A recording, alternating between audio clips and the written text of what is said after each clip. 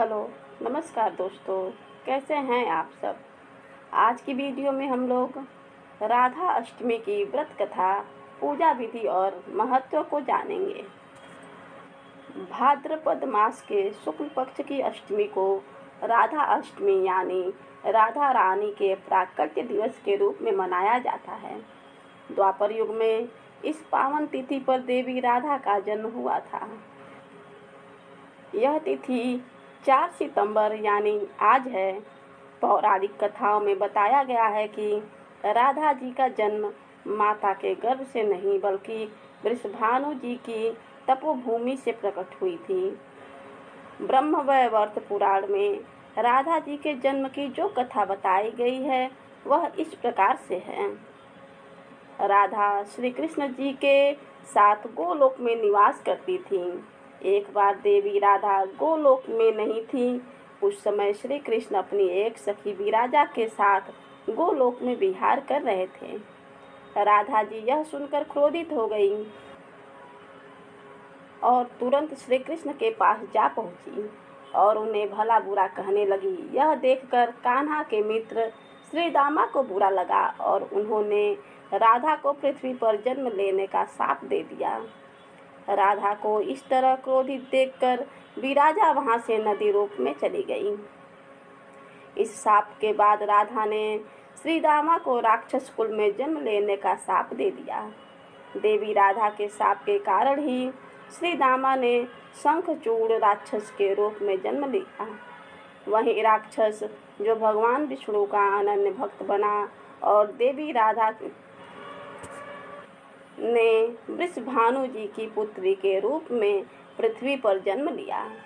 लेकिन राधा वृषभानु जी की पत्नी देवी कीर्ति के गर्भ से नहीं जन्मी। जब श्री दामा और राधा ने एक दूसरे को शाप दिया तब श्री कृष्ण ने राधा से कहा कि आपको पृथ्वी पर देवी कीर्ति और वृषभानु जी की पुत्री के रूप में रहना है। वहाँ आपका विवाह रायाड़ नामक एक वैश्य से होगा। रायाड़ मेरा ही अंश अवतार होगा और पृथ्वी पर भी आप मेरी प्रिया बनकर रहेंगी। उस रूप में हमें विछोह का दर्द सहना होगा। अब आप पृथ्वी पर जन्म लेने की तैयारी करें। सांसारिक दृष्टि में देवी कीर्ति गर्भवती हुई और उन्हें प्रसव भी हुआ।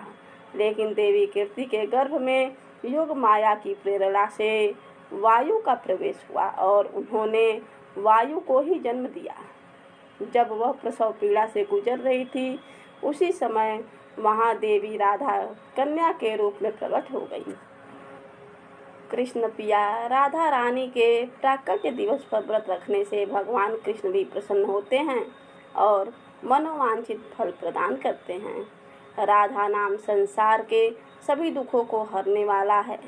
मान्यता के अनुसार इस व्रत को करने से धन की कमी नहीं होती और घर में बरकत बनी रहती है।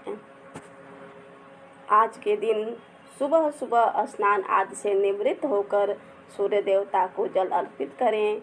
इसके बाद मंडप के नीचे मंडल बनाकर उसके मध्य भाग में मिट्टी या तांबे का कलश स्थापित करें। अब इस पात्र पर वस्त्रों से सुसज्जित राधा जी की मूर्ति स्थापित करें। इसके बाद राधा जी की 16 उपचार से पूजा करें। राधा जी की पूजा मध्याह्न के वक्त की जाती है। पूजन के बाद उपवास करें और एक समय भोजन करें। अगले दिन श्रद्धानुसार सुहागिन स्त्रियों और ब्राह्मणों को भोजन कराएं और दक्षिणा दें। उसके बाद स्वयं भी प्रसाद के रूप में भोजन ग्रहण करें। बोलो श्री राधा रानी की जय, श्री कृष्ण की जय।